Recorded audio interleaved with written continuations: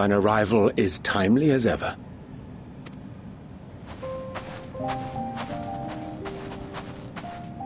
Thou didst chance to overhear my conversation with Livingway, I presume?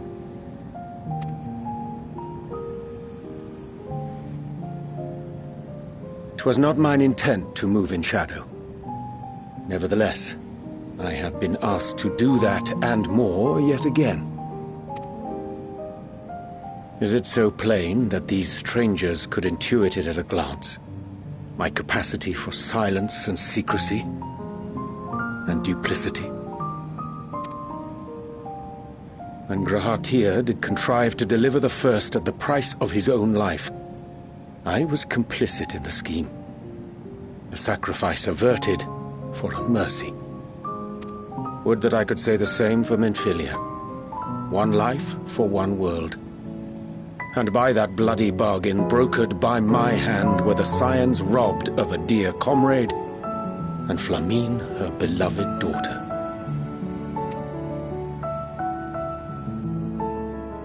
Two souls, whose selflessness was beyond measure, whose resolve was unshakable. They would not be moved even had I thought to protest. But protest I did not. Far from it. I pushed them forward. No effort did I make to seek out alternatives, ones that would not demand such terrible costs. That resignation weigheth heavy on my mind, as does the memory of another lost to mine inaction. Dearest Moonbringer, who did face death unflinching, that we might secure a means to bring low the Ascians.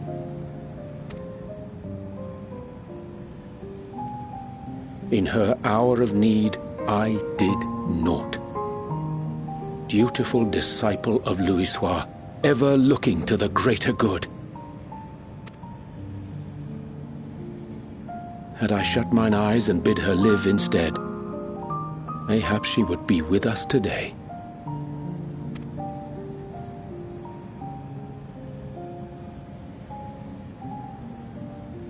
Selfish wants, born of everlasting regrets.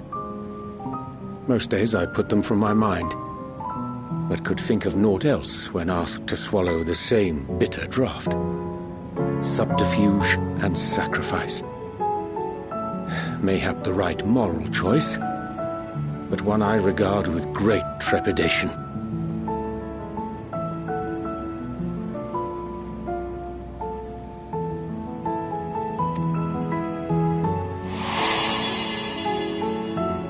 The calamity of Amarot was a tragedy beyond reckoning, one which must never again come to pass.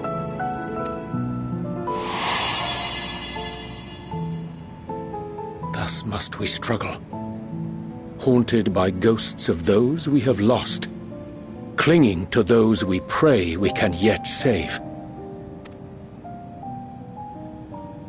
But what of those we cannot? How do we make peace with the dreadful algebra of necessity?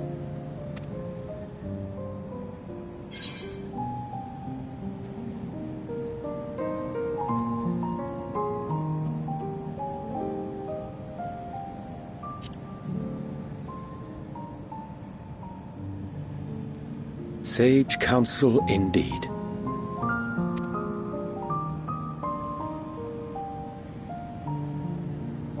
I see. Wisdom as befits a great worm. Curious that he should think thee in need of such encouragement. Strange. Scarcely can I remember when last we spoke alone, and so candidly.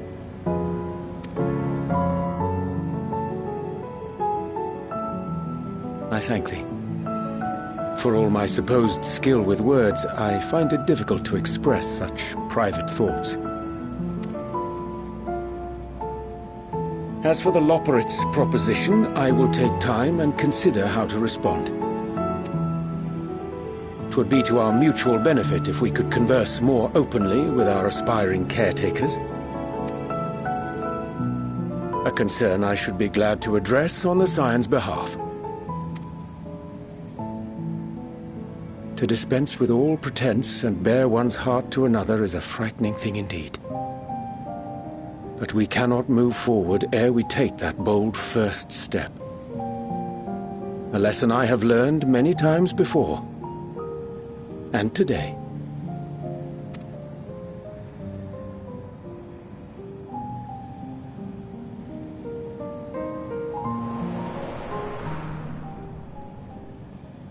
What are they saying? Curse these ears and that barrel! No matter. We've got our plans.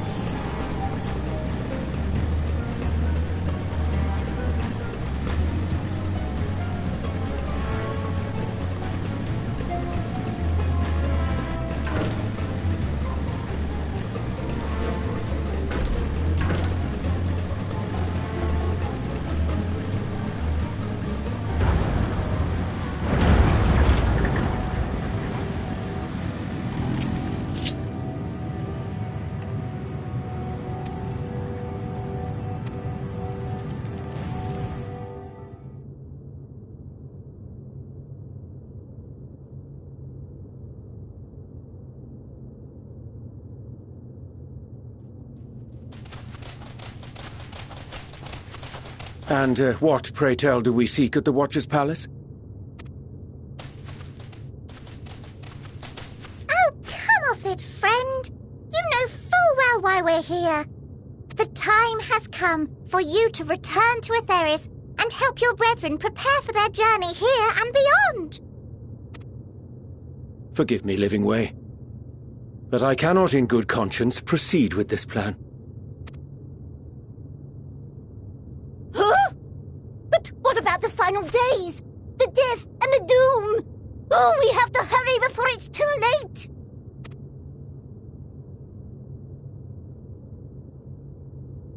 Your unflagging commitment to your duty is endearing, to say the least.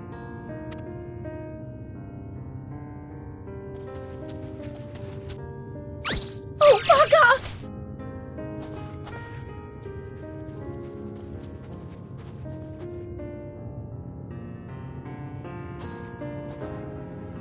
Be at ease.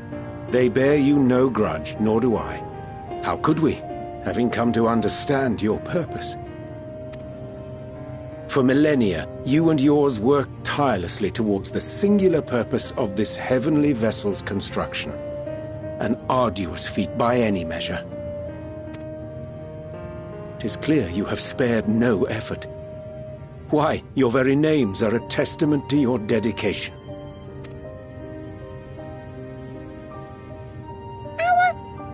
Our names? I'm not sure I understand what you're getting at.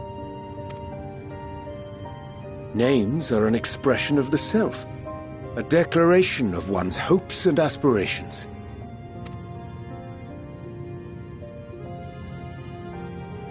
Your use of contemporary, uncomplicated nomenclature doth ensure clarity of purpose. There can be no doubt that your love for the people of Aetheris is boundless and pure.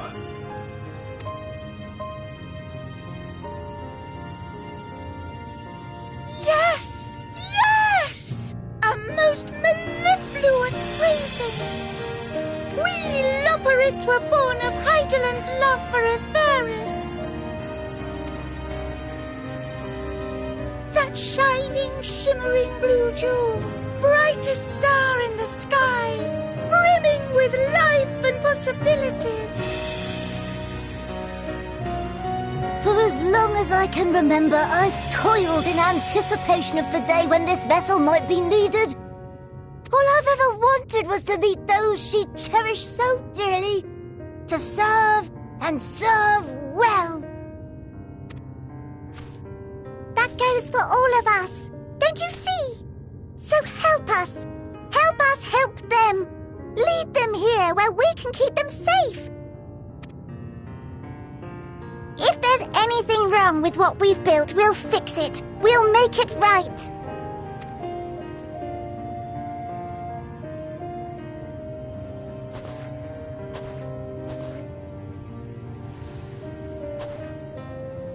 Your works want not for repair. Yet there remaineth much for you to learn of men, and your own kin besides. Singing Way, thy name bespeaketh more than the simple marriage of rhythm and rhyme. The songs of Aetheris are beyond counting, and span the length and breadth of emotion. Maps are monuments to man's pioneering spirit, and his devotion to charting the furthest reaches of our star. Many have devoted their lifetimes to exploratory pursuits, to venture unto the highest mountains and the deepest oceans in search of unknown frontiers. And thou, my friend, I do not think we've met. My name is Puddingway.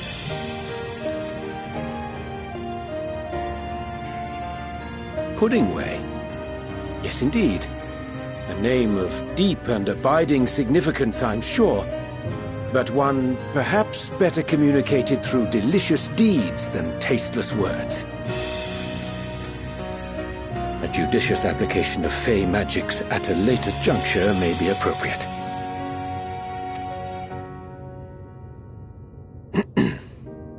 and living way.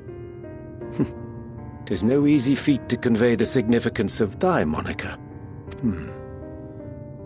When I was a bookish boy, a dear friend of mine was fond of peppering me with questions as I read, to my occasional annoyance.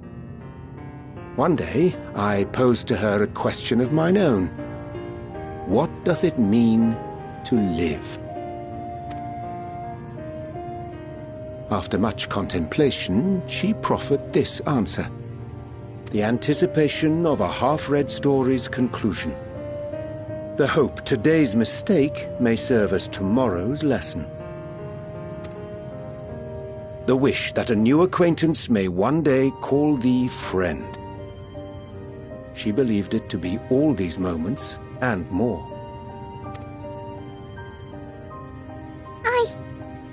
I want to understand, but... I, too, still labour to find mine own answer. 'Twould be my pleasure to assist you and yours in embarking on a journey of self-discovery and enlightenment. For thee.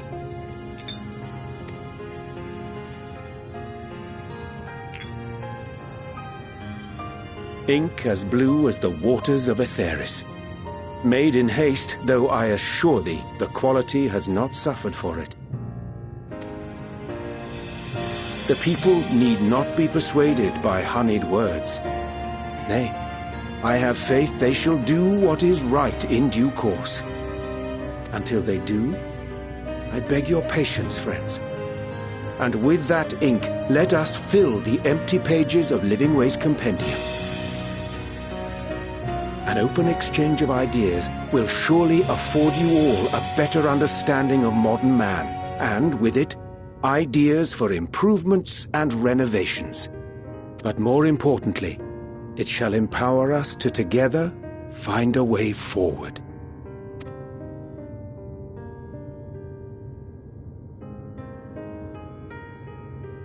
I hope you're right. Thank you for this lovely gift.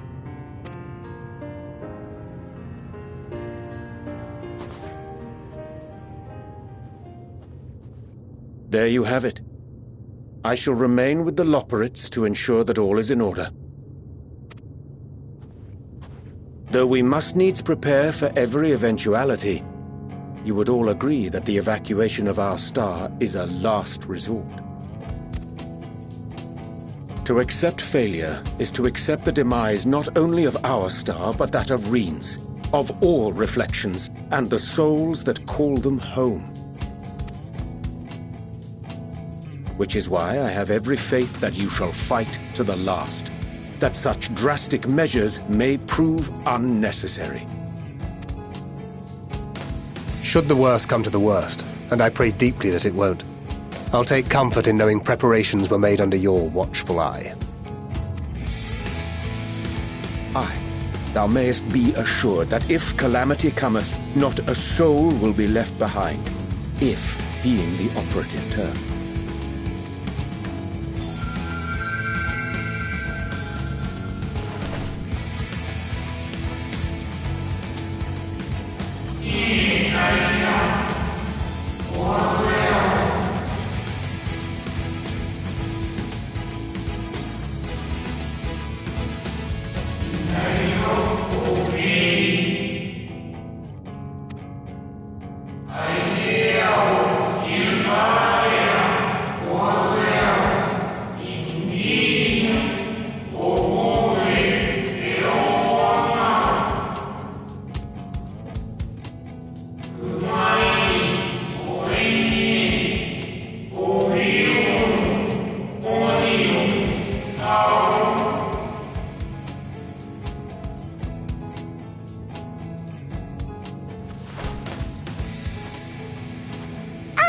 I hate to interrupt, but I feel like I need to make amends for all the secrecy.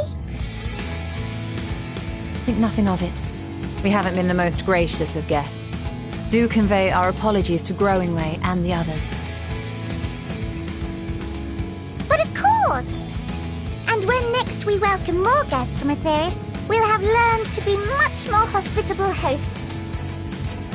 Oh, and circling back to the matter of inappropriate secrecy, we ought to discuss our benefactors. Agreed. The Charleyan Forum, yes? What? How did you know? The more I heard, the more obvious it became. The Forum's aims align closely with those of your anonymous patrons. A telling coincidence would be an understatement. Though had we not taken it upon ourselves to peruse certain restricted tones in Labyrinthos, we might still be unaware of their plans. But let us continue this discussion upon our return. I dare say we have kept Alphino and the others waiting long enough.